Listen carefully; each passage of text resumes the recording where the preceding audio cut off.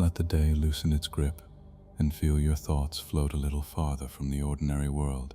Somewhere above the turning earth, in a quiet ring of metal and glass, an aging ambassador stands at the center of a dimmed council chamber. Around him, entire civilizations hold their breath. They are not here to argue tariffs or borders. They are here because something buried in planets, something older than any empire, has begun to wake. They call it Lemuria, a hidden grid that once rewrote worlds without firing a single shot, changing seas, climates, and histories in the span of a human lifetime. It is stirring beneath Earth now, and for reasons no one fully understands, only human minds can touch it without breaking.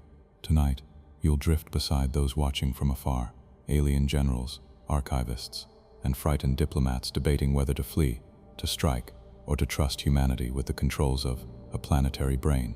Just breathe, listen, and let the slow cosmic tension rock you gently towards sleep. So for a moment, there is only darkness and that deep, patient sound. Then the view opens. The lunar diplomatic station hangs in high orbit, a silver ring against the black. Below, Earth turns in silence, blue and white and calm. From this height, the scars of past wars are hidden under clouds. Inside the main council chamber, the lights are dim. The room is circular, built for arguments that never end. Dozens of alien delegates stand around the edge, each in their own gravity field, each under their own narrow light. Their eyes, whatever shape they have, are all fixed on the center. On the raised platform stands a single human, Ambassador Paul Whitaker, 67 years old. White hair at his temples, deep lines around his eyes. His hands are steady behind his back, but his heart is not. He has seen trade blocks and orbital strikes. He has watched currencies die and seas rise. He has signed papers that saved millions and condemned thousands. He thought he knew what a crisis looked like. He was wrong. Without warning, every holoprojector in the chamber seizes control. The station's own systems fight it for a second, then lose. The air hums louder. Static crawls over the walls. Someone shouts in an alien tongue. A guard reaches for a weapon, then freezes as the safeties lock. The floor under Paul's feet brightens. Color drains from the room. The delegates vanish into darkness at the edge, as if the universe has decided they no longer matter. Only the center remains, a pale column of light around Paul. In the air above him, images bloom. Not in full color, not like modern displays. These are older, sharper, almost painful to look at. Star maps in hard gray and white stretch across the chamber. Lines connect stars in patterns no current empire uses. Strange symbols flicker in the corners. Worlds appear. A green planet hangs in the air. Time speeds up. Cloud belts twist. Oceans drain away as if pulled by invisible hands. New seas form in different basins. Mountain chains rise in hours. Forests surge across fresh land, then vanish and return in new forms. Old cities crumble and sink without bombs, without flames. Another world, then another. Red deserts turn to grasslands. Ice caps spread, then retreat. Volcano chains light up in perfect repeating grids. The sky darkens, brightens, changes composition. The process is always the same. Fast, total change over a few decades. Civilizations flicker like sparks and then are gone. No invasion fleets, no mass weapons, just a silent reset. Every record holds the same origin stamp, burned in the same stark symbol. Above it, auto-translation shifts across dozens of languages, then locks into a word that every delegate can read. Lemuria. The name hits Paul like a memory from a nightmare. Old rumors, fringe files, archaeology teams sent to strange sites on Earth and never heard from again. Classified reports about Sedona, about the lethal archive station, about Daniel Cross screaming about planetary programs before he died. A tall, thin alien envoy slides forward, just inside the light. The being's skin is like polished stone. Its eyes are dark wells that never blink. It speaks, and translation fields carry its voice across the chamber. The emergency session is now in effect, it says. Across hundreds of light years, entire sectors are evacuating. The same activation pattern is rising under Earth's crust. Lemuria is coming back online. A second voice, harsher, cuts across the first, and only humans can touch it. The words hang in the air like a sentence. Some delegates shift, some flare their biolights, some slowly curl weapons back into their sheaths. Fear thickens the room. Fear of Earth, fear of Paul, fear of what lies sleeping under his home world. 3 paths. Another envoy calls out: quarantine, preemptive strikes, or negotiation with the humans. The ring tightens. In dozens of languages, the same demand forms. What will humanity do? In the pale beam, above the hum of waking systems deep under Earth's crust, Ambassador Paul Whitaker raises his head. All eyes turn to him. The silence after the last image fades is sharp and heavy. Paul lets it sit for a moment. He has learned that in rooms like this, the first to speak often loses. Then, with slow care, he steps forward. "Clarify," he says. His voice sounds older than he feels. "You are saying entire sectors are evacuating because of this system, because of Lemuria." The tall, stone-skinned envoy who spoke before inclines its head. Translation fields tag it as Counselor Wren of the Vesk Assembly, a trade power from 3 systems away. "That is correct, Ambassador Whitaker," Wren says. "Sector 19G, 19H, and 20A are in phased withdrawal. Civilian populations are being moved. Military assets are on the rim only. Trade lanes are cut." Paul's throat tightens. Those sectors are not far, in galactic terms. A few dozen light years. Worlds he has negotiated with. Worlds that bought Earth's new fusion drives and shared grain strains that can grow in salt soil. And this is because of past Lemurian events, Paul says. Not just projections. Wren gestures. The chamber lights dim further. More holograms rise, but this time they are slower, annotated. Each planet is tagged with dates, species, population counts before and after correction. A blue world labeled Calistar 4 spins into view. Pre-correction, gentle climates, shallow seas, long river systems with old city belts. Its sky holds 2 small moons. Population, 8 billion sapient beings. Then the timeline jumps. The climate shifts in decades. The seas pull back from old coastlines and fill new inland basins, arranged in a strange spiral. The air gains more oxygen. Storms fade. Thick forests rise in careful rings around hotspots of geothermal activity. The old cities crack and sink. Some are pulled apart with forces too focused to be natural. Others simply crumble as the land tilts under them. During the whole process, no outside ships arrive, no weapons flash in orbit. After correction, population confirmed, 30 million survivors clinging to high ridges and shielded caverns, their old nations gone, their languages fractured. A low hiss passes through some delegates. For them, these are not stories, these are scars. Another world appears, a gas giant moon labeled Horix Beta. At first, it is a dry rock with thin air, used as a mining station.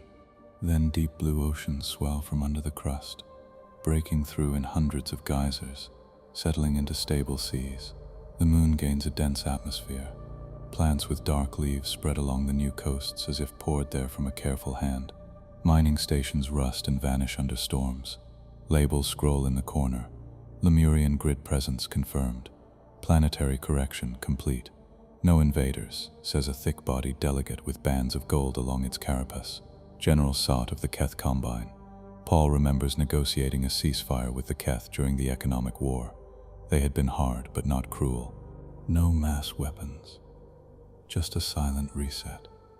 Every record holds the same origin stamp, burned in the same stark symbol. Above it, auto-translation shifts across dozens of languages, then locks into a word that every delegate can read. Lemuria. The name hits Paul like a memory from a nightmare.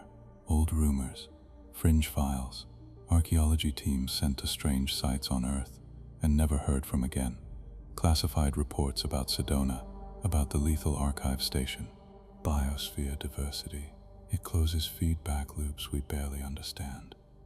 Paul listens, his jaw tight, rewritten. Conditions, feedback loops. On how many worlds? He asks. Silence again. A pale, floating envoy from the Shellan swarm. A linked mind of many small bodies spins in place. Confirmed Lemurian corrections, 93.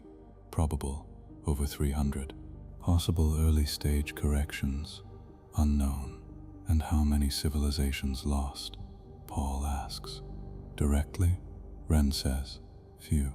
Some species adapted, some fled, some changed and forgot their past. But cultural continuity, it pauses.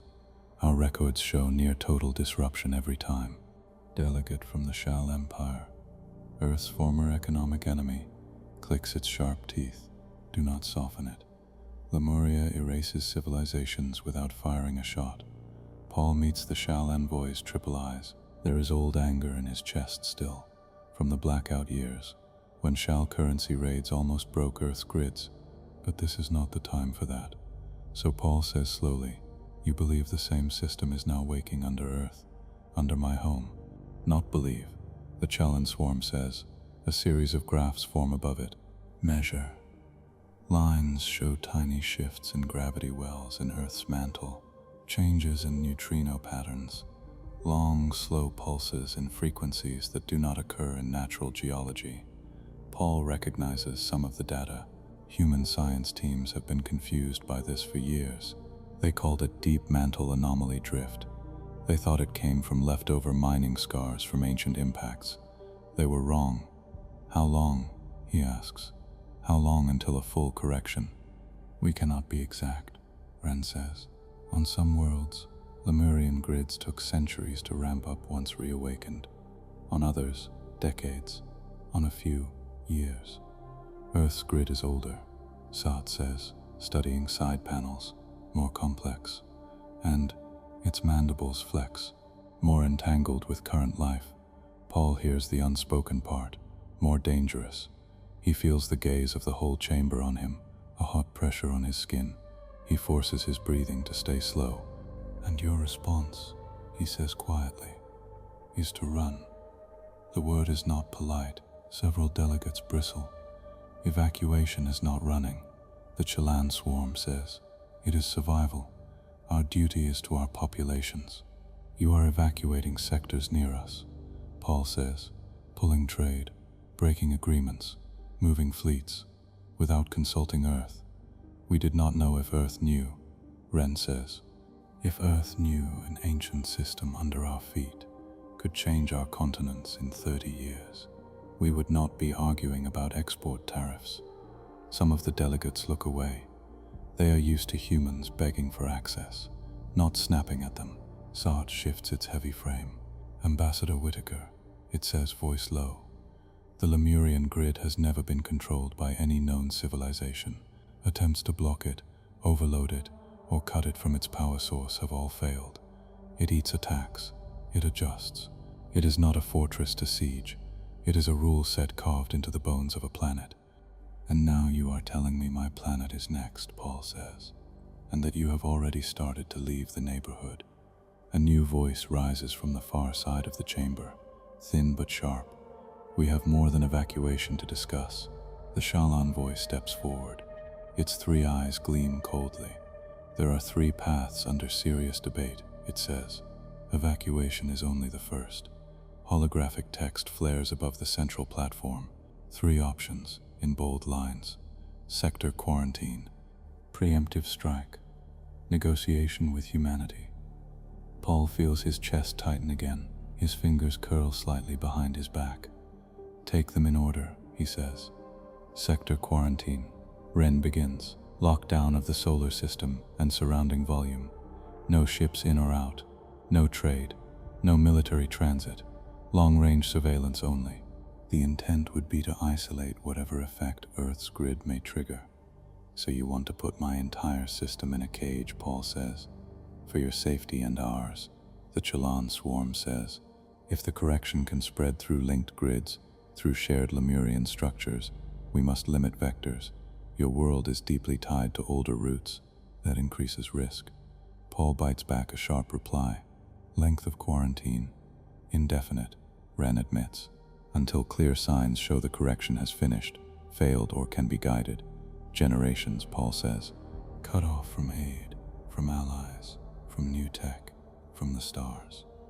Back in a cage around a single yellow sun, he thinks of children on Earth who grew up watching alien news feeds, kids who practiced Chelan sign language for fun, students who dreamed of walking on blue-white ice moons light years away. Next path, he says. General Sat's carapace plates flare, then settle. Preemptive strikes, it says. Targeted destruction of known Lemurian grid nodes on Earth and other linked bodies in your system. Sedona. The ocean trenches. The polar gates. We hit them from orbit with focused matter beams and dark energy spikes before full activation. We accept collateral damage. The words hang in the air like static. Paul's mouth goes dry. Collateral damage, he repeats. You mean casualties? On my planet, in my cities. We would aim away from high populations where possible, Sat says roughly. We are not monsters. But Lemurian nodes are often under or near major life support systems, Ren adds. Coasts, rivers, plates. The impact would be severe. How severe? Paul asks. The Chelan swarm rotates, sending up new projections. Earth is shown with pulsing points, Sedona. Fault lines under the Pacific, deep vents in the Indian Ocean, polar mass anomalies. Red blast cones overlay them from orbital strikes.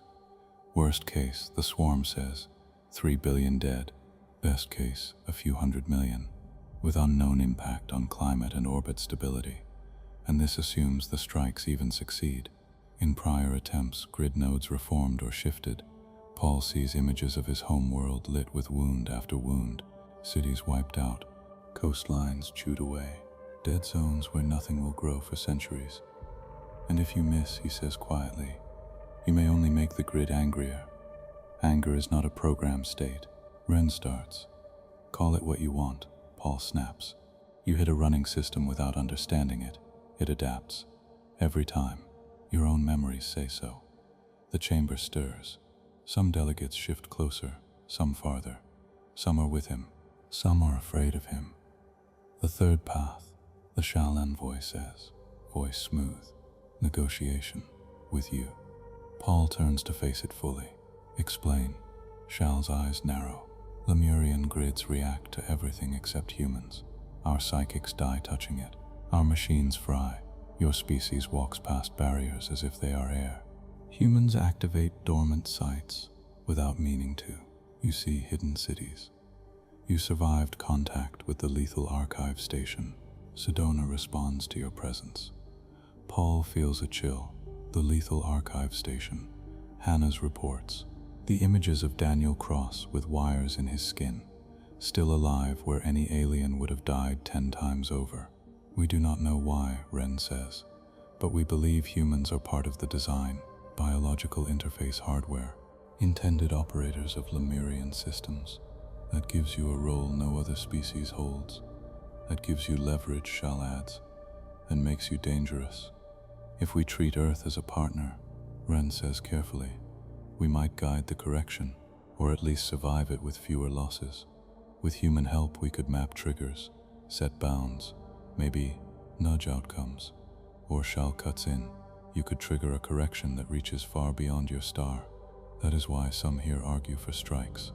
They do not trust you to wield such power without selfishness. They remember the economic war. They remember human greed and fear. Paul holds Shal's gaze. We did not start that war. No, Shal says, but you ended it well for yourselves. Old images rise in Paul's mind. Shal markets crashing when human AI is pushed back. Dead satellites over Earth. Empty ports. He breathes out slowly. So, he says, you stand here around my system and say, we are leaving. We may attack, or we may work with you, if we decide your risk is less than your value. That is accurate, Ren says. Paul lets the anger move through him, then past him. He thinks of the seas rising over old coasts, of families in megacities built on stilts, of farms terraced into new altitudes, of the first humans who looked up and saw alien ships and realized they were not alone. Then hear this, he says. His voice cuts clean across the chamber. Translations carry it in perfect rhythm, in dozens of languages, to dozens of minds. Earth will not accept orbital strikes on its soil, he says. Any attempt to fire on our grid without our consent will be treated as an act of war. We may lose that war, but you will bleed for every life you take. Some delegates recoil, others nod, slowly. At the same time, Paul continues, we understand the danger. We know you fear us. We would fear us too, in your place. So we will not pretend nothing is happening. We cannot just shout sovereignty and stick our heads in the sand. He looks around the dark ring. Humanity will talk, he says. We will listen to your data, your warnings, your memories. We will consider joint teams, shared labs, controlled access. But any path forward must start from this. Earth is not just a problem to be cut out. We are also the only species you have ever seen that can even touch this system. He draws a breath. Treat us as partners, he says, or prepare for a future shaped without your voice. Silence follows, heavy, watching. Then slowly, Ren inclines its head. Then the summit will continue, it says. We will open war archives, share everything we know about past corrections. In turn, you will provide access to your own records. Sedona, the Lethal Archive Station, Daniel Cross, and any other contact with Lemurian tech. Paul nods. It is a risk, but all paths now are risks. The evacuation debate is not over, Shal says. Some will still leave, some will still push for strikes, but at least now, Ambassador Whitaker, humanity is in the room, while its fate is discussed. The hume under Paul's feet rises for a second, then drops again. He cannot tell if it is the station or something deeper, something coming from the blue world below. Then bring your ghosts, he says quietly. Let's see what Lemuria has done before it turns its attention to us. The chamber reconfigures. Raised seats sink into the floor. Guard posts fold away. The central platform widens, turning into a flat disc of pale metal under Paul's boots. The air cools. The hum deepens. War Archive Protocol, Ren announces. Access level, joint emergency. Classification, Lemuria. A ring of heavy projectors rises from the edge of the disk. Their surfaces are marked in symbols from a dozen species. Some of those symbols are crossed out, as if in shame. Ask your staff to step in, Ren says to Paul. They are authorized now. The side door opens. Dr. Hannah Cole strides in, tablet under her arm, dark curls tied back. At 42, she moves with the sharp energy of someone who sleeps too little and thinks too much. She nods once at Paul, then at the council at large. Ambassador, she says. Counselors. Behind her, a few human aides enter more slowly, eyes wide. They have never stood at the true center of galactic fear before. You are late, Shal remarks. I was reviewing the last Sedona run, Hannah says. Your message cut out halfway through an anomalous spike. I had to make sure we were not about to lose Arizona. A few delegates flare with confusion. Sedona is a quiet word in most of their intel briefings. Rare, redacted, dangerous. Ren waves a long hand. Step into the circle, Dr. Cole, it says. You are now a direct witness. Hannah joins Paul on the disc. Their shoulders almost touch. He feels better with her there. She has seen more of Lemuria's shadow than any living human. The projectors flare. This time the images are not clean planetary models. They are war memories, grainy, fast, harsh. A rocky world fills the air. Its sky is green near the horizon. Labels name it JX433 in Old Vest code. Population, pre-contact, 1.4 billion. Native species, tall, thin, triple-jointed, herbivorous, tool-using. Tech level roughly Earth's late 21st century. The first sign is not a quake or a storm. It is a song. At least, that is how the sensors describe it. A low, repeating pattern in gravity waves that sweeps through the planet's crust in 12-hour cycles. Tectonic plates begin to move in a rhythm, not a random grind. Over 50 years, mountain belts reorganize into near-perfect arcs. Old fault lines shut down, new ones open, but only in neat ranges, far from major settlements. Rain patterns shift, old bread baskets dry up, new ones open on fresh soil where no city yet stands. The native species tries to adapt, They build canals, dams, sky platforms. Their art grows desperate and bright. Their broadcast bands fill with deep debates about gods and algorithms. Some think the planet is waking up. Others think an invader is hiding under their feet. Then the coalition fleets arrive. Dozens of ships from 5 young empires, still new to space travel.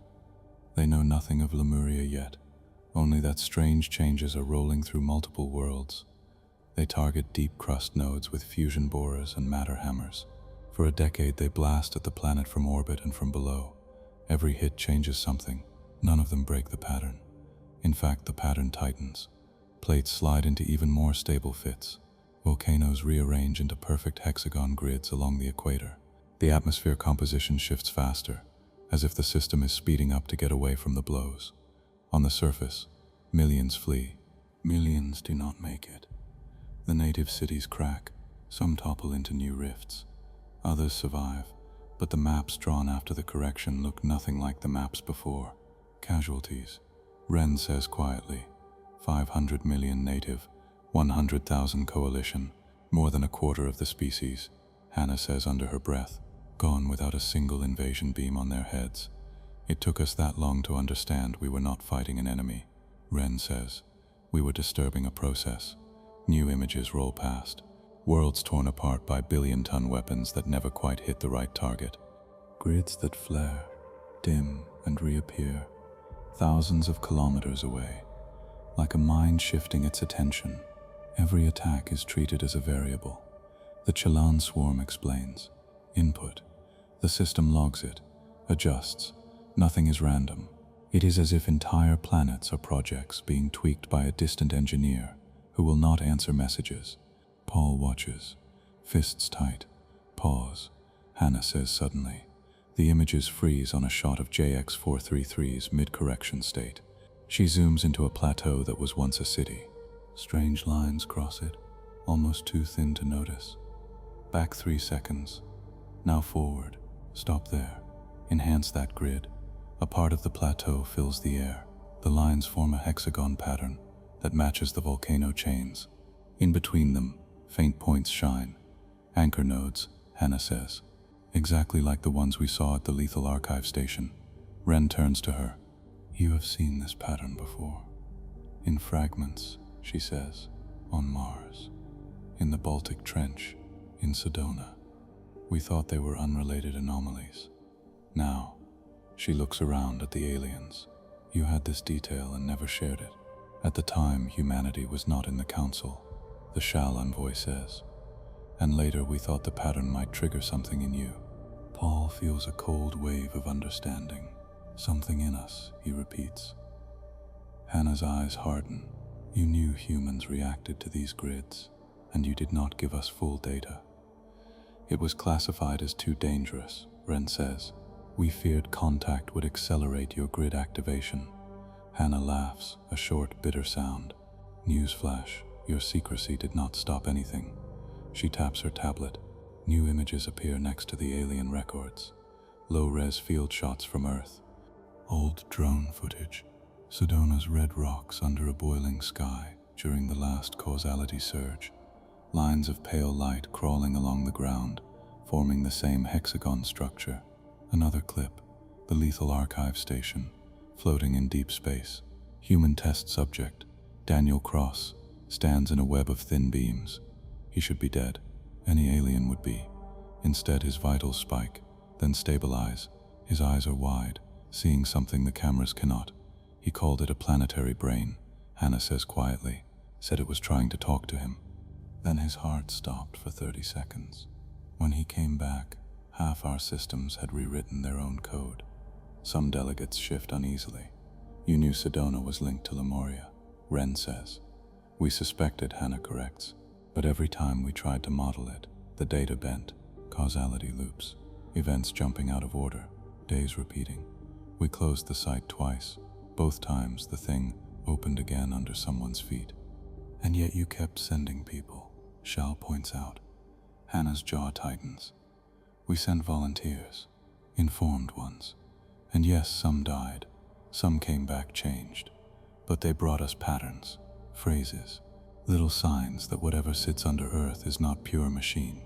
It cares in a strange way. It watches stress. It responds to extinction risk. It was built to fix broken worlds. Sot's mandibles click. Tell that to the 500 million dead on JX433. I am not saying it cares about us, Hannah snaps. I am saying it cares about planets, long-term stability, diversity, self-repair. It looks at famine, ocean collapse, biosphere crashes, and adjusts. We were the ones who grew our civilization on fault lines and floodplains. From the system's view, we are noise over a sick patient.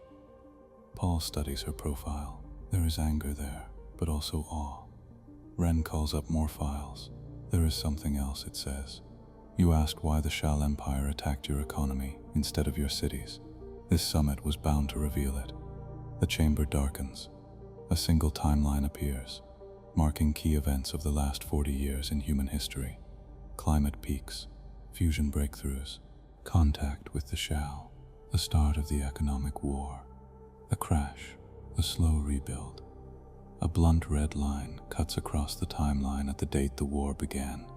This, Wren says, was not just greed, it was fear. The Shal envoy stiffens. Careful, counselor. No more half-truths, Wren says. It turns to Paul.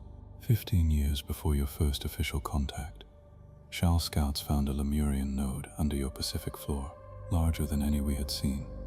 Old, active in a low idle state. Their analysts ran models. They predicted that if humanity crossed certain tech and population thresholds while that node stayed stable, a full grid activation on Earth could begin, correction on a dense, complex biosphere. With multiple alien trade routes now touching your world, Paul stares at the red line on the timeline. It lines up with an old, sharp memory. Global markets locking, satellites failing. Hungry years. You tried to collapse us, he says to Shal. His voice is calm, but only barely. To keep us from waking this thing while the room was crowded. The Shal envoy's triple eyelids slide shut, then open again. We tried to slow you, it says, to push your tech curve down, reduce stress on the node. Yes, we hoped you might give up your space race. Turn inward, delay whatever trigger Lemuria built into your species. A direct attack would have united you. Economic pressure, we thought, would only bruise. You nearly killed us, Paul says. We nearly killed ourselves. Shal snaps back. Our own systems fell apart when your AIs pushed back. Our models were wrong, but we were not acting from simple greed. We saw a storm forming under your crust and tried to thin the clouds. And you never told us, Hannah says softly. You treated us like children playing with a bomb you could not touch. Shal shifts, plates along its spine tightening. Would you have listened? No, Paul says. The word surprises even him. Not then. We would have called it a trick. He looks up at the spinning timelines. But you still should have told us. Wren raises a hand. Arguing blame will not change the grid's state, it says. What matters is this. You now know why some empires fear you so much they would rather smash your world than trust you with it. Hannah pulls up another set of data. These are our measurements from the last Sedona surge, she says. Gravity lensing in the micro range, quantum noise flattening, small local weather edits, all before the latest spike we saw from your long-range sensors. She overlays them with JX433's early correction data. The match is not perfect. Earth's patterns are more complex, tangled with human infrastructure, but the shape is the same. Rising cycles, faster each time, as if something under the crust is shifting from sleep to focus. Warning signs were there, Hannah says, in Sedona, in the lethal archive, in those deep ocean hums we blamed on magma. We wrote some of it off as equipment errors. We filed the rest under too weird. We should have pushed harder. You did push, Paul says. He remembers the meetings, the requests for more funding. We did not listen enough. He looks around the chamber, and neither did you. Wren gives a slow nod. Then perhaps the only useful question now, it says, is not who failed, but who is left to act. The Chelan swarm drifts forward. Our records show that every attempt to command a Lemurian grid failed, it says. But there were moments, brief and strange, when the system responded to something other than raw planetary variables. The air fills with clips. A soldier from an old war, standing on a trembling cliff, reaches out to a glowing seam in the rock. For 3 minutes, the correction slows in that region. Storms pause above. A mining engineer on Horrocks Beta, trapped in a flood, screams a word in a dead Lemurian dialect her family carried as a joke. The water's flow bends around her in a perfect arc, leaving her alive. A group of refugees on Callistar 4 kneel around a grid node and sing a pattern that matches the gravity song deep below. For one night, the quakes there stop. None of these people were human, the swarm says, but every contact involved a mind, a nervous system, emotion, intention. The grid is not blind to thought, it is simply selective. And in all recorded cases, extended direct contact with non-human minds led to neural burn, insanity, or death. Only brief touches were survivable. Hannah's voice is quiet now, except for us. She plays human clips. Daniel Cross in the archive, a Sedona field agent standing in a node during a surge, eyes rolled back, then waking up with a detailed memory of something that felt like a conversation. A child in coastal India, standing over a strange glowing line in the sand after a deep quake, talking calmly about the planet practicing new breaths, then walking away unharmed. Brain scans, Hannah says, bringing up overlays. Human subjects in contact with Lemurian fields show patterns that align with the grid's own signal bands, not just resistance, resonance. Our neurons can take the load. We do not burn. We adapt. That makes us, as the Shah put it, biological interface hardware. Paul studies the glowing cross-sections of human brains. Waves of light flow through them, in complex paths, matched by similar waves in the Lemurian graphs. Intended operators, he says softly, or tools, Shah adds. You may not be the authors of this design. You may be the fingers the system grew to push its own buttons. Hannah nods, jaw tight. Either way, we are the only species you know that can sit in a grid node for more than a few seconds without dying. That changes the problem. You cannot stop the correction alone. We cannot even understand it alone. But maybe together we can shift how it lands. Unless your people choose not to, Sot says. Unless they panic, or sell access, or break into factions that fight over whose vision of a correct Earth should win. Paul thinks of Earth's history, of wars over borders, gods and numbers on screens, of coups, of revolutions, of people selling anything if the price is high enough. He also thinks of healers, of engineers who stayed on sinking coasts to build new flood walls, of kids in burned cities planting trees in ash, of activists who stared down guns for the sake of strangers. Humans are not simple, he says. We are selfish and we are not. We destroy and we create. The grid might have been waiting for that mix, or it will use that mix against you, Shal says. Ren looks from Paul to Hannah. Either way, it says, the choice is upon you faster than we hoped. The grid is accelerating. You must decide if humanity will hide, fight, or step into the heart of the machine built under your feet. Hannah glances at Paul. We need full access to everything you have, she says to the council. All Lemurian sites, all partial codes, all dead languages. If humans are wired to interface with this thing, we need every scrap of context before we touch it again. If we give you this, Sahat says, you may gain power beyond any young species in history. If you do not, Paul says, you may watch a correction roll through half a sector with no human hands on the controls at all. The hum under the station rises again, like a slow heartbeat felt through stone. Far below, in Earth's mantle, lines that have slept for millions of years brighten by an immeasurable amount. Above, in the lunar diplomatic station, surrounded by aliens who fear them and need them, two humans stand on a disk of light, watching the history of worlds rewritten. The next move will be theirs. The Joint Task Force Charter is not signed yet. Papers and holoforms still float between tables. Delegates still argue over words. But in the council chamber, the mood has changed. No one can pretend humans are just another young species anymore. Paul stands on the central disk with Hannah at his side. Around them, Alien eyes watch the human screens with a new kind of attention. Ren raises a hand. "We move to evidence of human interaction," it says.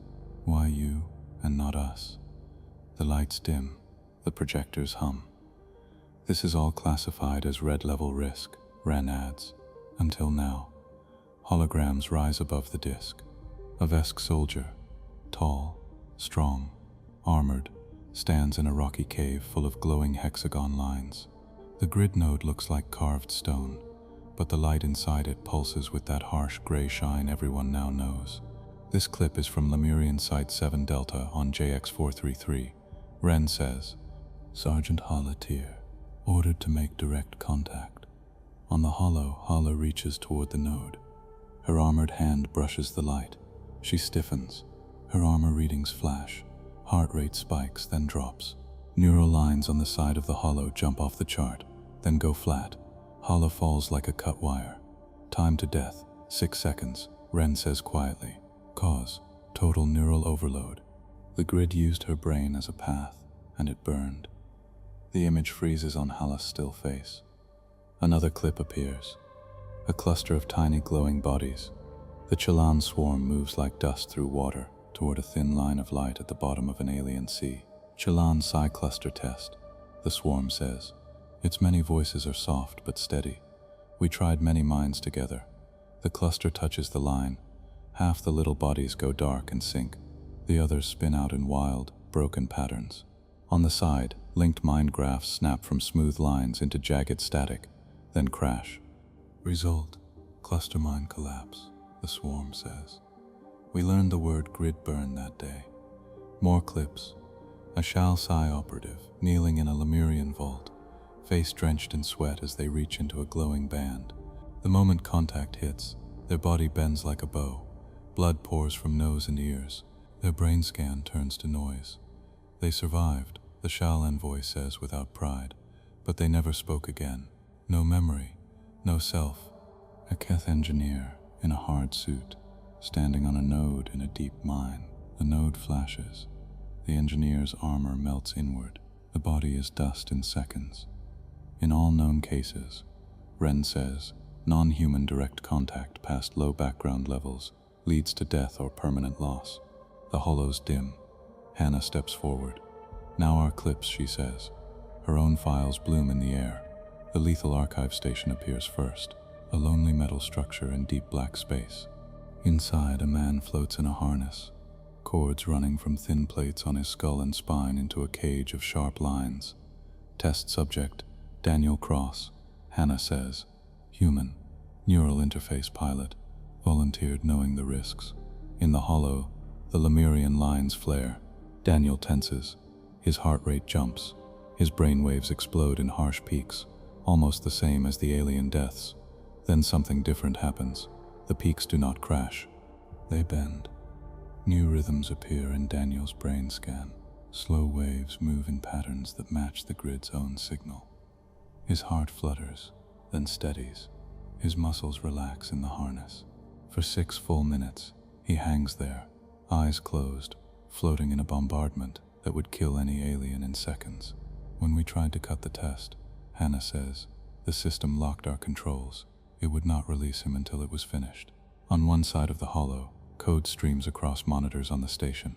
Their fonts and colors are human, but the patterns in the code are not. Lines rewrite themselves. Firewalls change shapes. Route maps redraw. During those 6 minutes, Hannah says, our systems rewrote key parts of their own code. The changes were signed with a Lemurian tag. Daniel's brain was the bridge. Another clip. Daniel after the test, sitting at a metal table, pale but alive. Electrodes still cling to his skin. His hands shake slightly. It felt like standing in the ocean while the tide ran through your bones, he says in the recording. Not water. Data. It wasn't trying to kill me. It was busy, focused. It noticed me when I yelled. What did you yell? Hannah's voice asks off screen. Stop burning my texts, Daniel says with a tired laugh.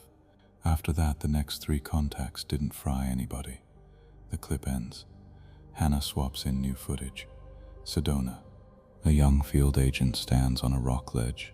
White lines climb up from the ground around her boots. The air above the canyon twists. The sky goes strange colors. Instruments spike. The agent's vitals on the side jump, then smooth, much like Daniel's. Next, under a med tent, that same agent speaks into a recorder. It was like a planet practicing how to think. She says slowly, not about me, about itself. Rivers, clouds, fault lines. But when my heart got weird, it adjusted, pulled back. It did not want me to die, not because it cared how I felt, because I was a part that fit. Another clip, a small child standing over a glowing line in wet sand after a strange tide. The child presses fingers into the light. It brightens, then dims. The kid laughs. Later in a clinic, the child says to a nurse, "The planet is practicing new breaths." That phrase, Hannah says, matches an old Lemurian control phrase in your archives. We only saw that after we got more of your data. She brings up brain scans. On one side, alien brains under grid load. The scans flare white, then go flat. On the other, human brains. Daniel's, the Sedona agents, the child's under similar loads. The scans show complex waves that do not crash. Bands of activity match the grid's base frequencies. Human nervous systems line up with Lemurian signal bands better than any of yours, Hannah says. Our brains treat the grid as input, not fire. The Shal envoy leans forward. And this is true for all humans? It asks. No, Hannah says. Some die. Some break. Just fewer. Enough to show a pattern. She taps her tablet. More graphs appear. Bars showing contact survival rates by species.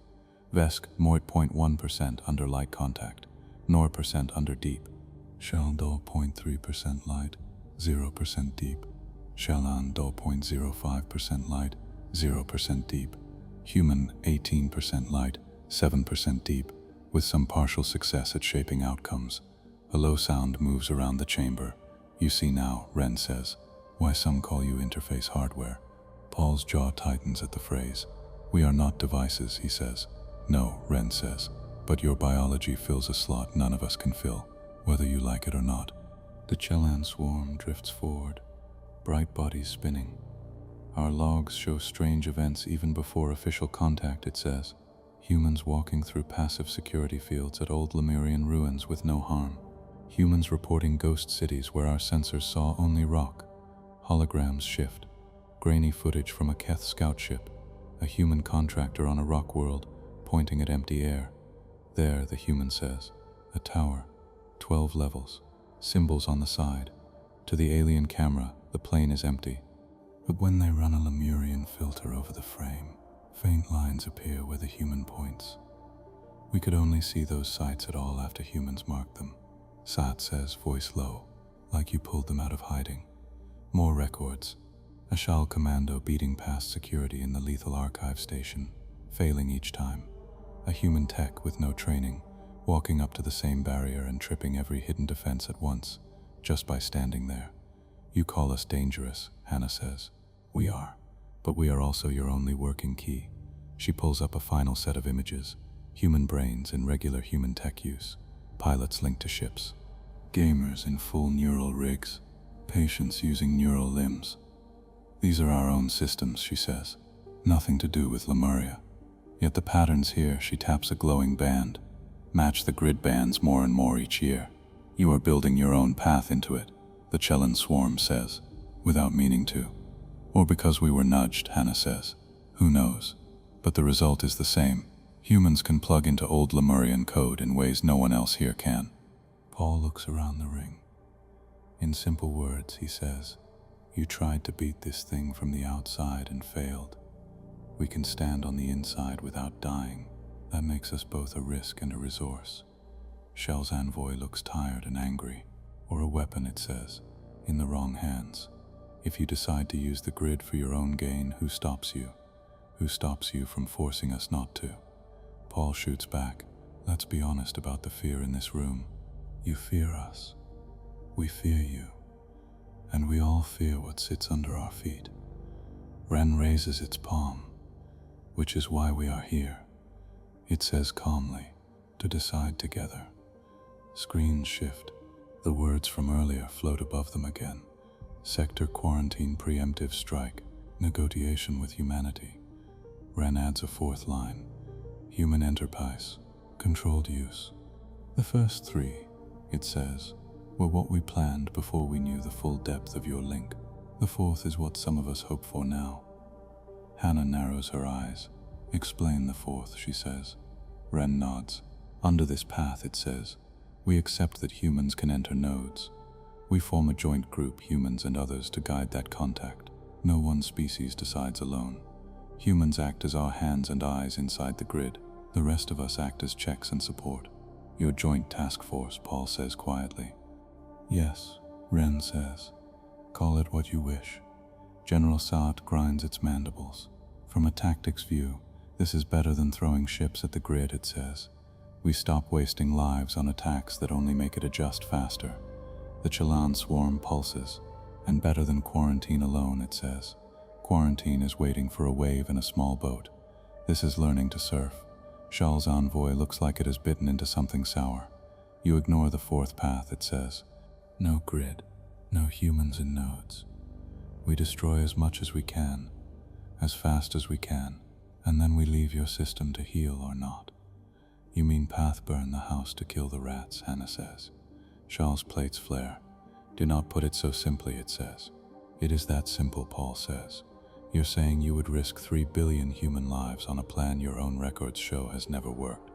We would risk many more lives if we do nothing. Shal snaps. If this spreads, Reen cuts in.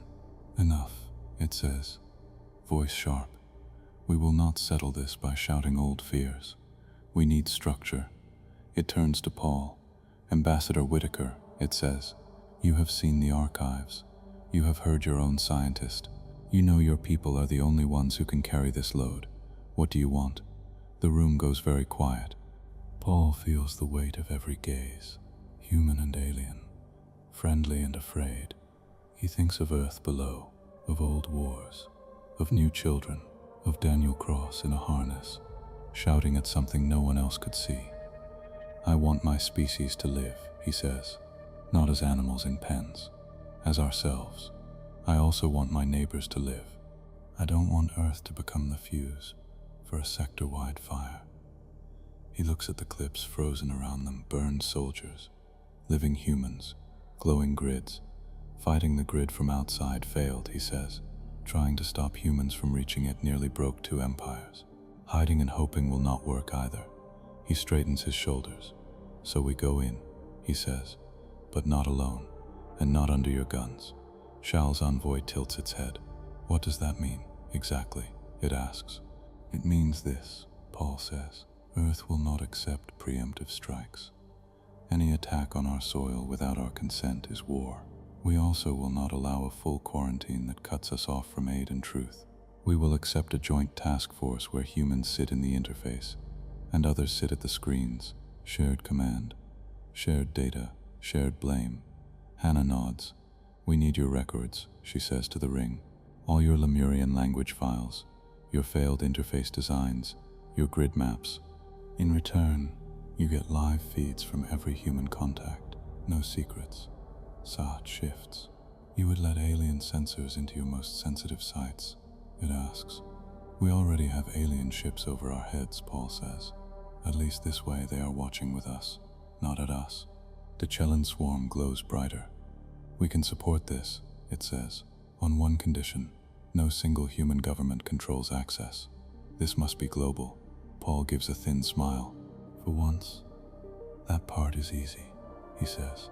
The UN still has the most reach on Earth.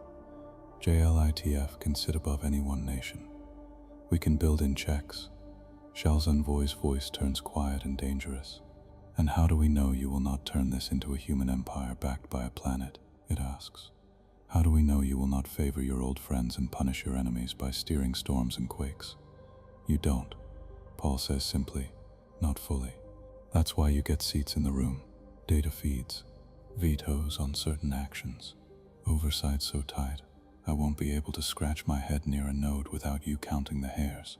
Some delegates chuckle, a brief break in the tension. Ren looks at the Shal envoy. This is better than any path you offered, it says. Better than blind burning. You fear giving humans power. I fear what happens if we don't. Shal's envoy is silent, plates rippling along its spine. At last, it says, Shal will join this force. We will share what we know. But if we see you move to use the grid as a weapon, if you aim quakes at us, we will not sit and hope you stop. Paul meets its gaze. Fair, he says. If we become monsters, stop us.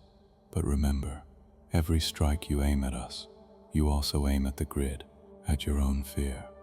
Hannah steps back to the center of the disk. I want one thing clear, she says. No humans forced into node contact. No volunteers made by hunger or threat. Full informed consent. Mixed oversight. And if any operator says pull me out, we pull. No questions. Saat nods. Agreed, it says.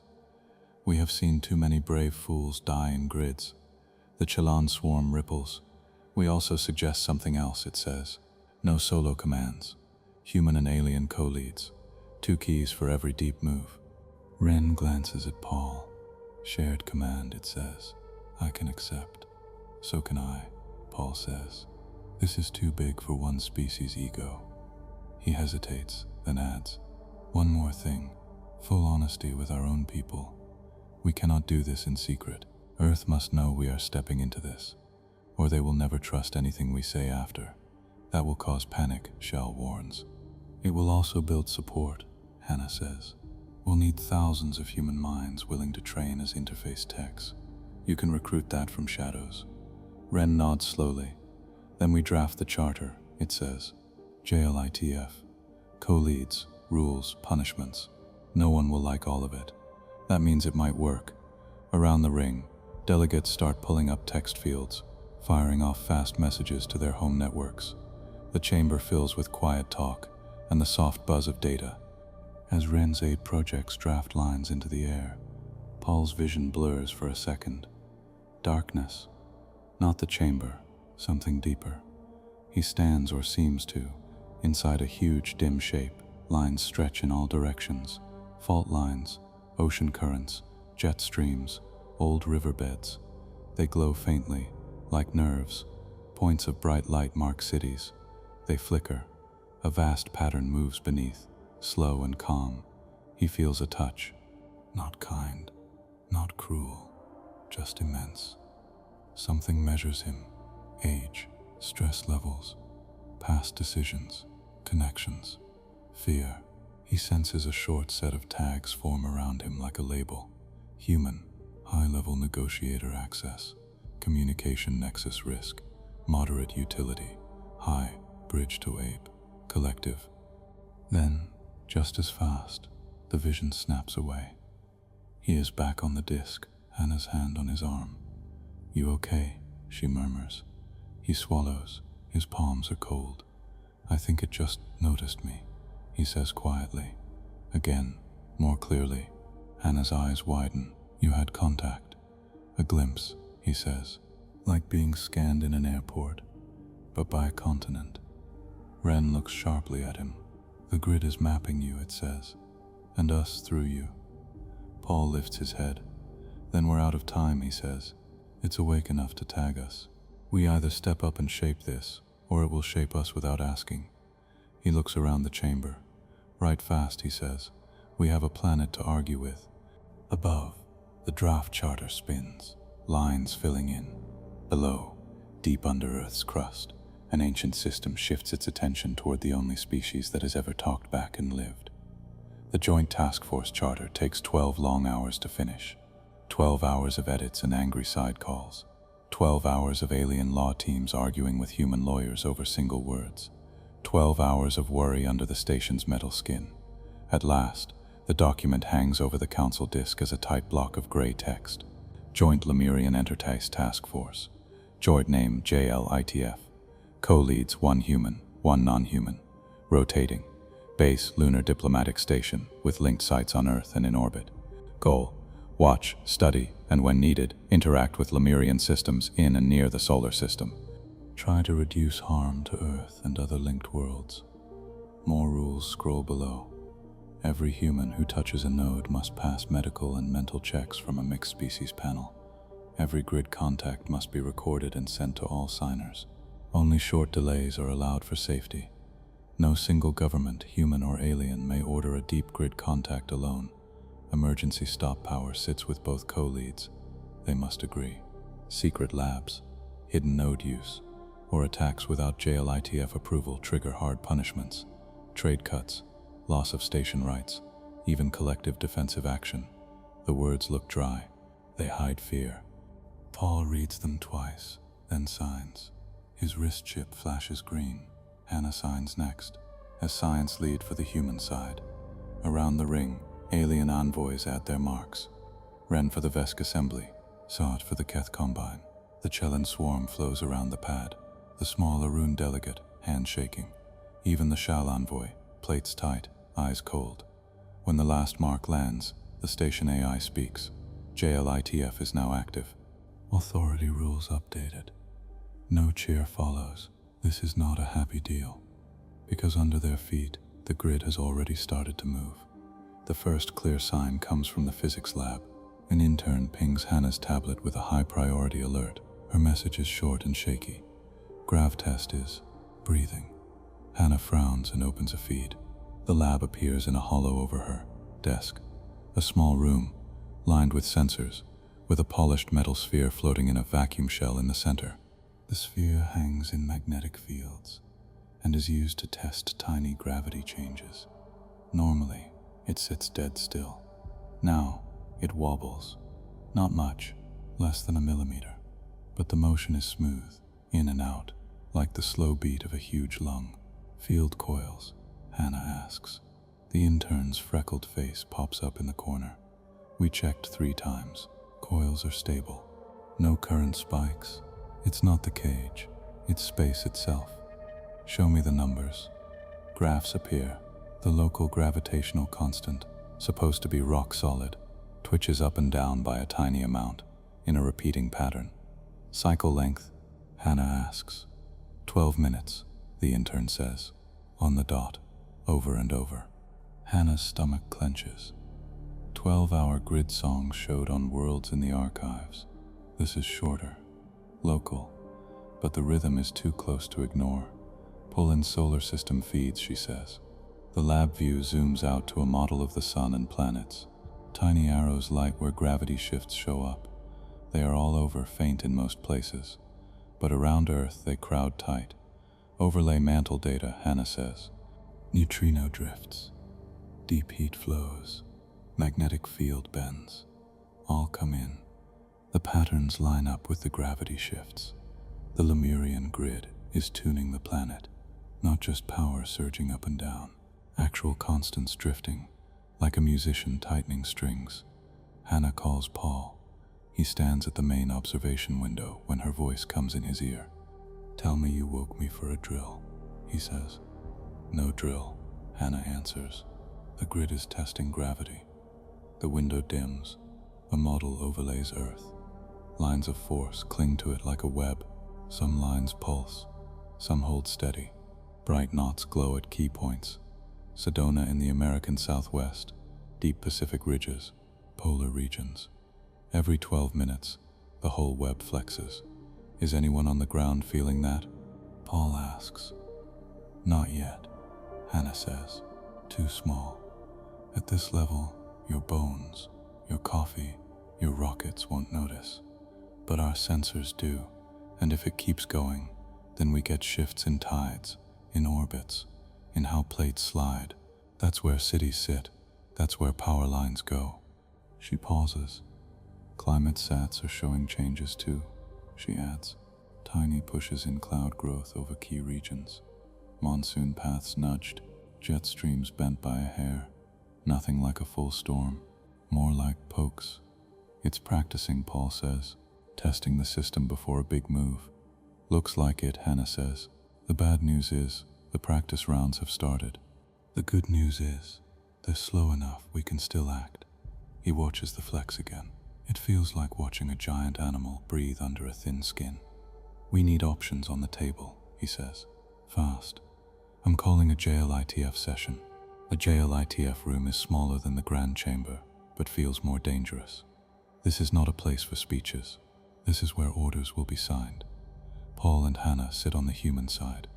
Across from them, Rana Navescade, Saad, a Chalan cluster, the Arun delegate, and a young Shal analyst. Screens around the walls show live grid data, gravity waves, magnetic shifts, climate edits, deep heat maps. At the far end of the table, 2 chairs carry new tags. JLITF CO leads. Paul sits in the human chair. Ren takes the alien side.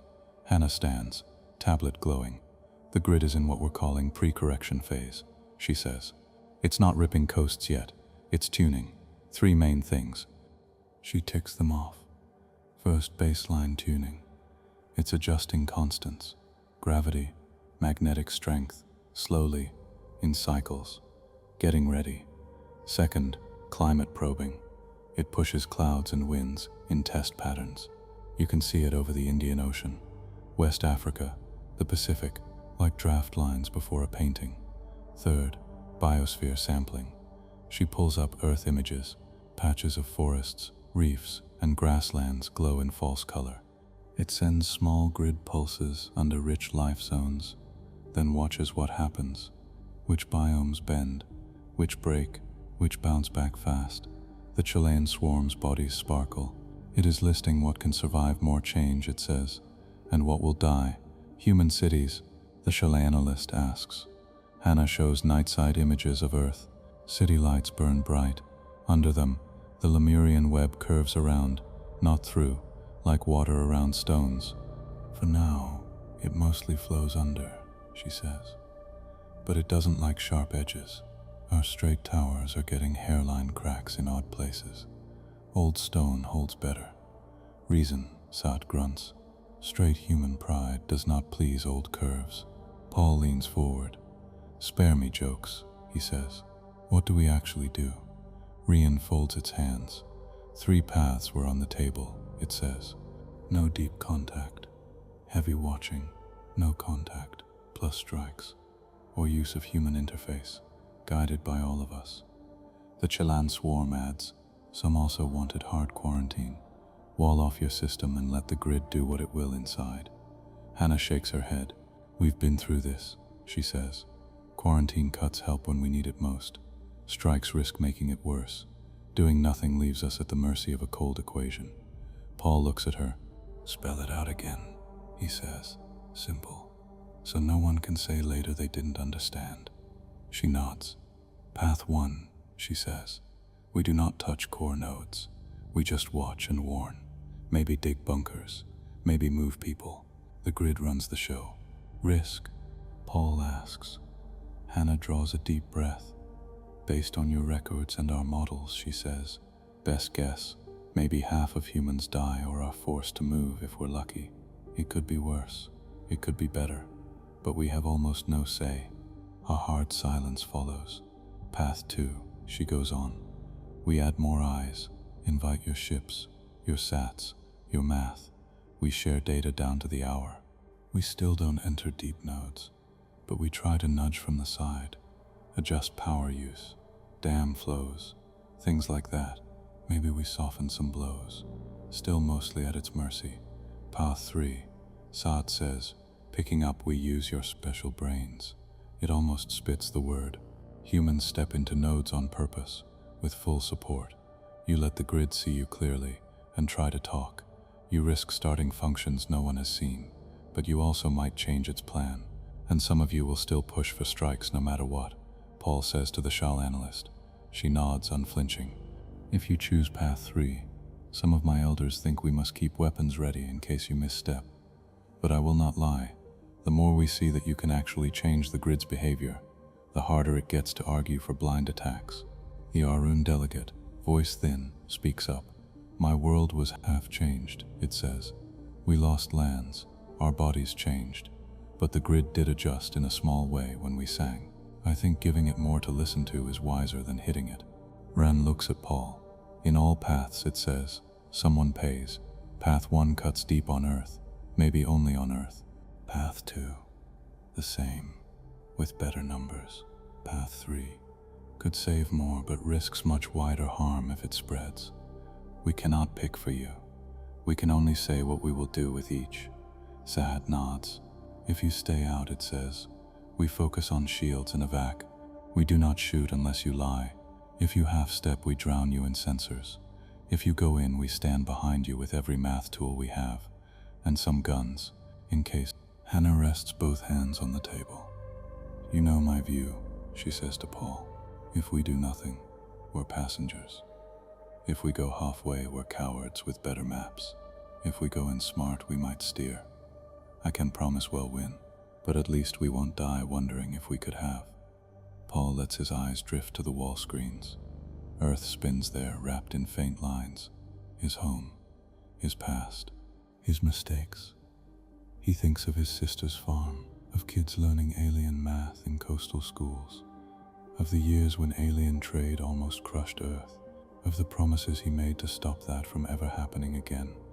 We do not get a safe option, he says at last, so we take the honest, risky one. He looks at Ren. Earth chooses path 3, he says, with heavy parts of path 2. We will not sit still while our planet is edited. We will step into the grid, carefully, and try to bargain. We welcome extra eyes and models, but no strikes, no cages. The Shawl analyst's jaw tightens. You understand, she says, that if this goes badly, some will blame us for not stopping you. Some will blame me for breathing, Paul says. Let them.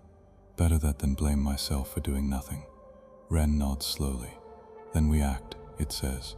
We must plan contact stages. We cannot simply drop a human into a major node and hope. The Chelan swarm pulses. Stage plan, it says. Stage 1. Shallow short link at a minor node. Make sure we understand the channel. Stage 2. Deeper link at Sedona. Stage 3. Main nodes, deep ocean, polar, off-world if any. Off-world, Paul asks. Kiru, the Vescade, brings up a map of Mars and the Moon. Your own explorers found strange mass lines here. Ren says. You filed some as ancient mining. Our scans suggest Lemurian grid traces. Thin, but there. If Earth's grid rises, those may link. Hannah lifts a hand. Earth first, she says. If we scatter our focus to Mars and the Moon now, we'll trip over ourselves. We start where the wave is highest. Paul nods. Stage 1, he says. Pick a minor node. Who goes in? Everyone looks, of course, at Hannah. She shakes her head. Not me, she says. I built the plan. I need to be at the consoles. We need someone trained for neural load, no close family, high pattern scores. We have such people, the Chelan swarm says quietly. On your world. Hannah nods. We do. And we will ask, not order. Ren turns to Paul. And you, Ambassador? It asks. Your law says leaders should not be first in line for this kind of risk. My law also says I answer for what I sign, Paul says. I will not be first in a node. I would be more danger than help, but I will stand as close as is sane, on the station, at the edge, watching, owning it. He straightens. Next step is the hard one, he says. We have to tell the galaxy, and then we have to tell Earth. Rumors run faster than light.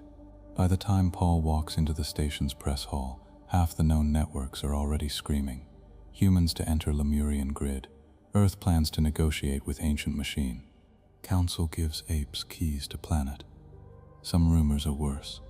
He steps up to the main podium anyway. Flanked by Hannah and Ren, cameras float. Translation fields buzz. He does not try to soften it. Earth is changing, he says. Right now. The system under our feet, the Lemurian grid, is waking. It can change land, sea, and life in decades. It has done so on many worlds. It will not just stop because we ask nicely. He lets that sit, then goes on. For years, humans and aliens have seen signs and guessed wrong. We blamed quakes, storms, bad data. We fought each other instead of looking deeper. Now we know better. And we know this. Humans can touch the grid in ways no other species can survive. He shows the clips behind him. Alien grid burns. Daniel Cross alive in the archive. Sedona's field agent. Brain scans with matching bands. Our brains can share load with this system, he says. That makes us a danger. It also makes us a chance. He sends the JLITF Charter to every feed. We have created a joint task force, he says. Humans, Vesk, Keth, Chelan, Shal, and others. Together we will watch and, when needed, talk to the grid. Human volunteers will act as interface points. Aliens will stand at the instruments. Nothing hidden. No secret councils in dark rooms. He leans on the podium. We will not allow alien weapons to carve our world in the name of safety, he says. We will not hide in fear and hope this storm passes without us. We will step into it on purpose. Because the only thing worse than facing this system with our eyes open is being remade by it while we look away. He stares straight into the main Earth feed. This will hurt, he says. Some places will change. Some will flood or dry. Some old ways will die. But if we do this right, our children will still have a home on this planet, and so will many of you watching from other stars. Questions slam at him from every side. Are you merging with Lemuria? Will humans control weather for profit? Who picks the volunteers? Is this the end of nations?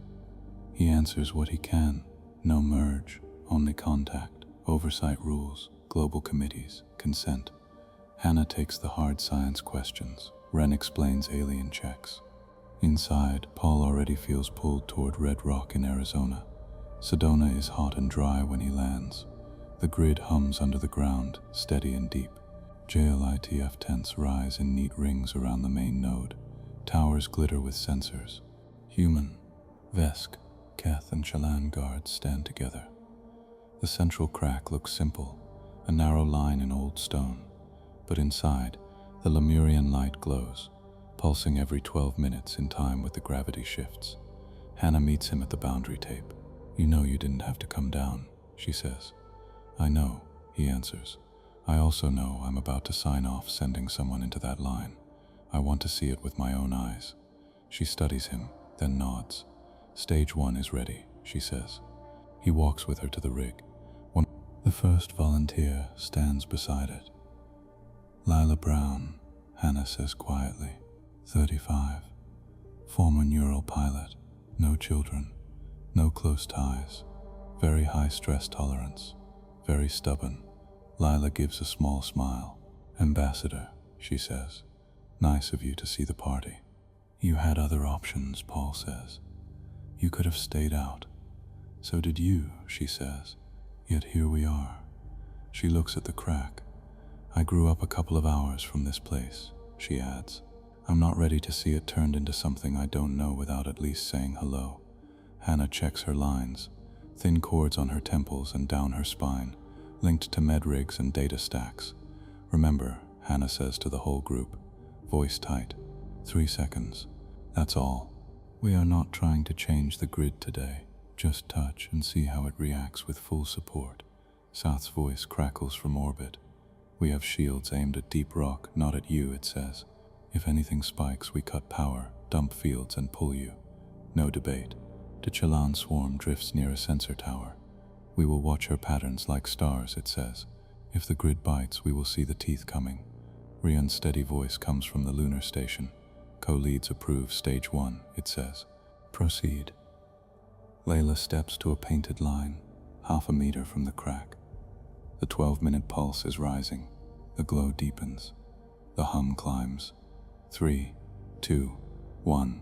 Hannah counts. Layla reaches out. Her fingers touch the light. The world jumps. Monitors explode with data. Grid frequency spikes. Lila's brainwaves leap to match, then bend, sliding into sync in less than a heartbeat. The hum in the rock shakes Paul's shoes. Lila's eyes go wide. Tears run down her face. Her pain markers stay low. Fear spikes, then drops. 3 seconds. Hannah says, jaw tight. Cut. A Keth medic hits the field switch. A soft force yanks Lila back from the crack. The glow drops to its calm pulse. Medics catch her and ease her onto a gurney. Sensors cling to her skin. Vitals? Hannah demands. Heart fast but steady, a medic says. No burnout. Brain hot but not crashing. Lila gasps, then laughs weakly. It saw me, she says. all the way down. Did it hurt? Paul asks. No, she says. It was huge, old, busy. It didn't care who I was at first. Then it did. She frowns, eyes unfocused. It flashed 3 pictures, she says. Fast. Earth now. Messy. Ice melting. Storms hitting cities. Animals dying in heat. Earth later. More trees. Different coasts. Fewer cities. Then Earth empty. Rock and water. No one.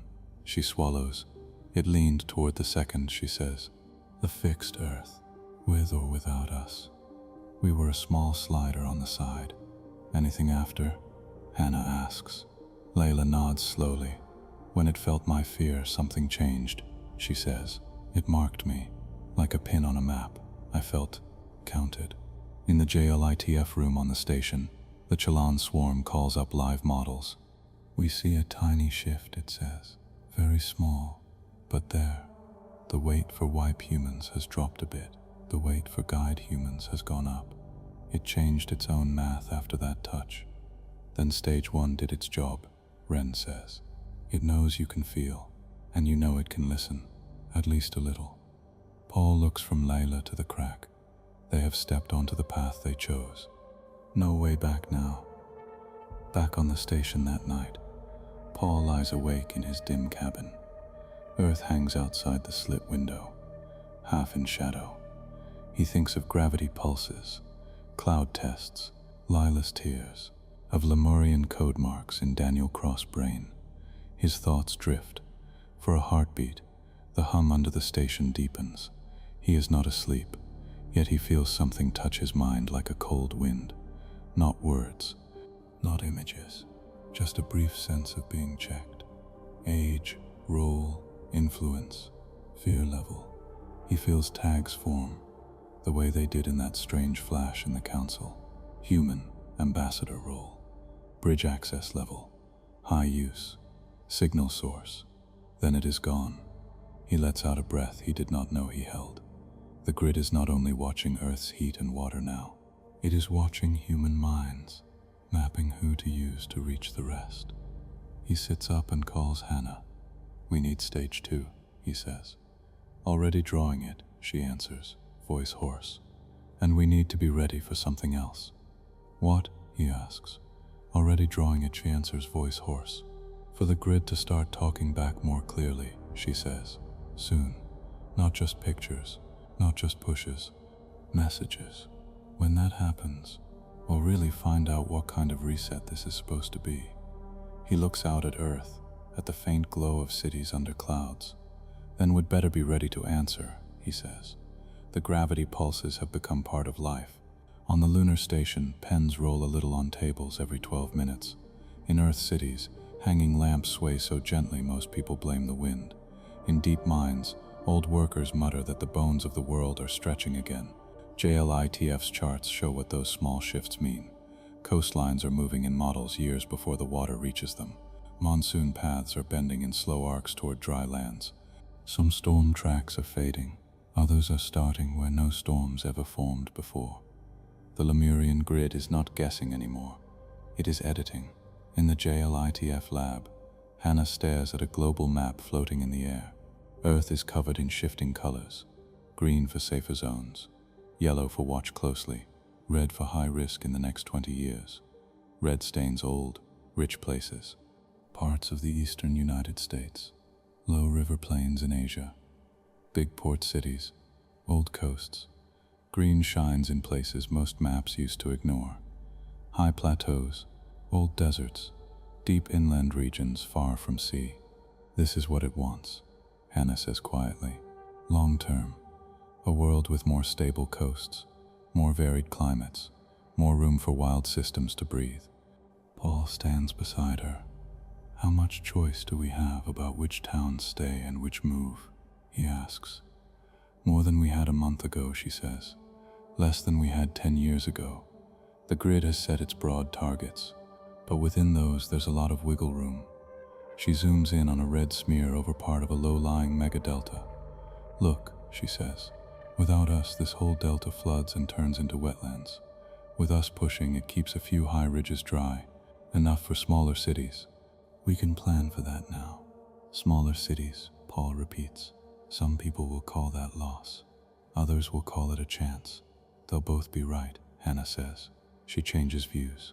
Now the map shows human actions, not grid flows. New laws on power use, bans on some old fuels, big projects to move whole communities, replant forests, rebuild farms on safer ground. Colored dots show how fast different regions are changing their habits. Some are bright and fast, some are dull. Who's lagging? Paul asks. Hannah taps a few gray spots. Old petrostates, she says. Places where leaders fear losing control. Some big city-states built on trade that depends on the old coasts. And, she grimaces, scattered groups everywhere who think this is all a lie. Grid deniers, Paul says softly. Yes, she says. They say the hum is fake. The floods are just normal. They think JLITF is a trick to grab power. Some of them have a point, Paul says. This is power. Over maps, over water, over rules. He looks at Earth. That's why we have to keep showing everything, he says. No secrets, no hidden switches. If we start lying, we become exactly what they fear. Hannah glances at him. You know this will split us, she says. Some humans will never accept working with a planet mind. Some will want to throw everything to it. We'll be fighting about this for generations. We've fought over less, Paul says. At least this time the fight is about how to live, not whether we live. He looks away from the map. Report from the alien side, he asks. Hannah brings up another set of feeds. Keth ships building new station shells in safer orbits. Chellan clusters, building remote sensors to watch linked grids in other systems. Shell fleets, sitting a little farther back from Earth than before, but not leaving. Their own charts are changing. Worlds that once feared contagion now send careful messages asking for help. What did you tell Callistar for? Paul asks. Hannah's mouth twitches. That humans are not magic, she says. We can fix their grid with a wave, but we can share what we learn, and maybe one day send trained teams if we're sure touching their nodes won't trigger worse things. He nods.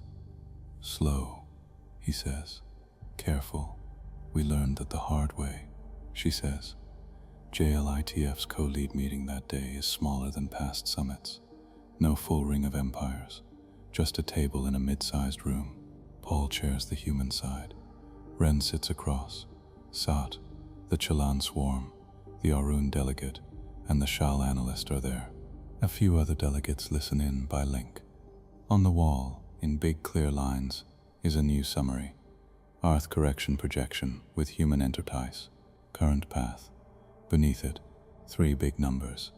Projected human survival. Next 100 years. Heme 70-80%. Projected major city loss. Forced move. Heme 20%. Projected biosphere complexity change. Plus 35 to 40%. These are not promises, Hemhan says as she stands to present. They are best guesses, but they are better than we had before. And without you? The Arun delegate asks. Small eyes wide. Hemhan flicks a hand. A second set of numbers appears. Without human enterprise. Blind correction. Projected human survival. 20-40%. Projected major city loss. For 60-80%. Projected biosphere complexity change. Plus 50 for 60%, but with long scar periods. Sat clicks its mandibles. So you cut our worst fears almost in half, it says, and raise human survival. I cannot deny the math. The Chellan swarm ripples. And it says, you raise a new risk. Human-caused crash still sits higher than any of us like. On a side chart, a bar labeled human-driven instability sits at 15%. You're saying there's about a 1 in 6 chance we mess this up so badly we cause a different disaster, Paul says. On top of the grid. Yes, Hannah says. If we freeze, or fight each other too much, or try to cheat the conditions we set, the grid is giving us some slack, not a free pass. Ren leans forward. And the grid itself, it asks. Has it spoken again, outside of dreams? Hannah nods. Twice, she says. Smaller than before, more like a system update than a conversation. She brings up a text log. Grid update. Human behavior patterns ingested. First pass. New constraints accepted. Preserve human cultural diversity where compatible. Alert. Multiple human factions opposed to adaptation. SAT snorts. It can see your politics from under the crust, it says. It tagged denial clusters as risk nodes, Hannah says, the same way it tags weak ice sheets or stressed reefs. Shaw's analyst shakes her head slowly. A machine that sees people both as partners and as stress points, she says. It thinks like a doctor and a border guard. We can use that, Paul says, not to jail people, but to know where to send help, or truth, faster. Or you can use it to target enemies, the analyst warns. We could, Paul says. That's why you're here. Hannah brings up one more log. Grid query. Request. Human input on long term energy pattern choices. Options. Low population, high wild. Mid population, mid wild. High population, low wild. Unstable. Not recommended. Waiting for response waits. It asked us what kind of world we want in 1,000 years, she says. Roughly. Many people, fewer wild zones. Or fewer people, more wild. Or something in between. And you answered, the Chalan swarm asks. Not yet, Hannah says. We're still arguing even among ourselves. And we decided this is too big for a small group. We need a wider sample. Paul nods. This is where the planetary brain is most clear, he says. It gives us a menu of stable options and asks us to pick a mix. That's not just math. That's values. Rian looks around the table. Then perhaps this is the true reset we were waiting to see, it says. Not a wiping of maps, but a forced debate over what a world should be. The Arun delegate's thin hands twist. My people were never asked, it says softly. We woke to new lungs and a strange sky. I am glad at least some voices get to speak before the cut now. Sat thumps the table with a heavy hand. Keth view, it says, is this. Grids cannot be killed. We tried. They can be steered, maybe. You are steering. Clumsily, yes, but better than no hand at all. For now, we will keep our guns cold and our scopes on. If you start pointing storms at us on purpose, we will not be gentle. That is honest, Paul says. We'll take honest threats over fake smiles. Shal's analyst stares at the high-resolution map of Earth. We came here ready to burn you, she says quietly. Now I send home reports saying the apes are arguing with the planet, and sometimes the planet gives in. My elders do not know where to file that. Make a new file, Hannah says. Title, Things We Didn't Think Could Happen. A few people actually laugh. It feels strange, good, and out of place. Ren looks at Paul. You have carried this weight for weeks, it says. We began this summit ready to flee you or kill you. Now we are partners. Uneasy, but real. How do you feel, Ambassador? Tired, Paul thinks. He smiles a little. Old, he says. Worried. Less useless than I felt when this started. He pauses, then adds, and angry. At Lemuria, a little, for dropping this on us without warning. At you, he nods around the table, for hiding so much for so long. At us, for ignoring the signs under our own feet. But anger is not a plan. He looks back at the map. This, he points, this is a plan. Messy, risky, shared. I can live with that. Hannah joins him at the front. Next steps, she says. On our side, expand training for human interface techs. We now know not all Lemurian contacts have to be as deep as Layla's. Some will just be short pings to check if a new plan feels stable. On your side, keep sending us patterns from your corrected worlds. The more we see, the better we can guess what this system is likely to do when we ask for certain things. The Chelan swarm pulses. We will also watch for spread, it says. If Earth's grid starts to teach connected grids without ask, we must know. It has already nudged a few. Ren admits. We see small rhythm changes in far nodes, but nothing like full activation. Not yet. Paul looks up. Then we use this time, he says, to learn, to share, to make sure Earth does not become a test bed that blows up half the sector. Later, back in his cabin, Paul opens a private link to Earth. The lag is small thanks to FTL comms, but he still feels every second. His sister appears on the screen, older and lined, but with the same sharp eyes. "Paul," she says, "you look like you've slept in a gravity pit." "Feels like it," he says. "How's the farm?" She laughs. "Drier up here," she says. "Warmer. Your grid friend has started stealing some of our rain and sending it north. The new terraces are holding, though. The kids like the lower gravity days. They can jump higher." Her face softens. "You're really doing it," she says. "Talking to that thing." "Trying to," he says. "More like adding comments to someone else's code." "Don't start with your tech talk," she says. "Tell me this. Is it listening enough that my grandkids will still have a place to walk that isn't underwater or on fire?" He looks at her field on the screen, the rows of new grapes, the shade nets, the distant hills beyond. "I can promise for sure," he says, "but the odds are much better than before. We got it to choose the guide as path over wipe us. We even got it to care, a bit, about the things we care about. Stories, towns, names." She nods slowly. "That's all any of us ever get," she says. "Better odds, no guarantees." He smiles. "Sounds like life," he says. She leans closer to the camera.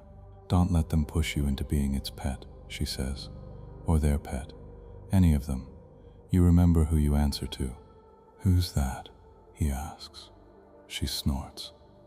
"All those noisy, stubborn people down here," she says. "The ones arguing on the streets, and planting trees, and yelling at screens. The ones who will live with whatever comes after you, and your alien friends finish playing with rules." He nods, throat tight. "I won't forget," he says. She looks off screen. "The kids want to say hi," she says. "But you're busy saving the world." "Let them," he says. Saving the world can wait for 2 minutes. For a little while, the room fills with young faces and simple questions. Do aliens really look like that? Is the moon station fun? Can the planet hear me if I talk to it? He answers as best he can. Yes, some of them look like that. The station is work, not a playground. And maybe it can, but it will hear you more if you plant a tree than if you shout at the ground. They laugh at that. When the call ends, the cabin is very quiet. Paul leans back in his chair and closes his eyes. The hum comes, as it always does now. For a moment, he is not in a room. He is in patterns. Earth hangs below as a web of flows and lights. Around it, faint lines reach toward other nodes in the dark. He feels a vast presence, not loving, not hating, simply there. It brushes against his mind like a tide. Tags update, human collective, partial alignment interface layer, stable for now, new input, diverse value sets. He senses more. Tiny notes. Some humans want more wild. Some humans want more city. Grid seeks balance that does not break. He cannot send complex plans back through this brief link, but he can send something simple. He thinks of his sister's farm, of city streets at night, of children in crowded schools, of whales in deep water, of birds over new forests, all held in one picture. Both, he thinks. Not perfect, but both. For a heartbeat, the present seems to tilt. Then, acknowledged, constraint uplifted, maintain mixed human, wild pattern within stable limits, allow local variation. The vision fades. He opens his eyes. The hum is just the station again. On a quiet monitor in the JLITF lab, a tiny line in a huge model moves a fraction. Total biosphere wipe dips. Guided change with human cultures rises. Human-caused crash holds, but the slope flattens. Hannah, half asleep at her desk, blinks at the change and smiles despite herself. Still talking, she murmurs. Good. Months become years. The Lemurian grid does what it was built to do. Seas rise in some places, fall in others. New inland lakes fill old deserts. Some coast cities move higher, brick by brick, with help from alien lifts and human sweat. Some are given up, left as reefs grow over their drowned bones. Forests march back into old clear-cuts. High mountain ice melts from some peaks, thickens on others. Storm tracks change, Some floodplains dry and crack, then bloom with new crops. Humans shout, sing, fight, grieve, and adapt. Some governments fall, new ones rise, built around balanced councils that must talk to scientists as much as to bankers or soldiers. Some people rage at the grid and at the humans who talk to it. Others thank both for chances that would never have come without the wake-up call. JLITF stays. It grows into a web itself. Teams on Earth, on the Moon, on ships, in far systems. Human interface techs like Lila become a new kind of worker.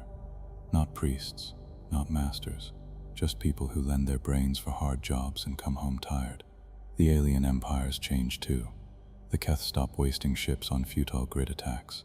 The Chelan swarm trains its best pattern minds to watch linked worlds. Shall politics soften a little? Not from kindness, but from fear turned into respect. On worlds like Callistar 4, small, careful human contacts at nodes help adjust future corrections, shaving off the sharpest edges without breaking the... The galaxy does not become safe, but it becomes wiser. Ambassador Paul Whitaker retires, not because the work is done, but because his bones say they've had enough weight. There is a small ceremony on the lunar station. No grand speeches, just a ring of people and a few aliens he once thought would be his enemies forever. Hannah speaks for JLITF. Ren speaks for the Assembly. Saad sends a short, blunt message. You did not break the world. Good. Lila stands in the back, quiet. After Paul walks alone to the big observation window one last time, Earth fills the view. From up here it still looks like a blue marble, but he knows the shapes are different now. New inlets, new forests, new scars, new chances. He presses his palm to the glass. Not bad, he says softly. Considering, he does not expect an answer. He gets one anyway. Not in words, not in pictures. Just a slight easing of the hum. A sense of something huge relaxing a fraction. Tags update. Human negotiator. Role complete. Historical weight. Stored status. Retired, alive. He laughs out loud. Glad to be filed, he says. Try not to flatten too many of my favorite places. All right? There is no reply. But somewhere under old mountains and new seas, a tiny note is added to a long code. Preference. Preserve select small valleys. Human cultural value high. System cost low. Maybe those valleys are ones his sister's grandchildren will visit. Maybe they are not. Either way, the planet has heard and kept a scrap. He turns away from the window. In the corridor, children of many species run past him, chasing a rolling toy that moves with the station's slight pulses. They do not stop to salute. Good, he thinks.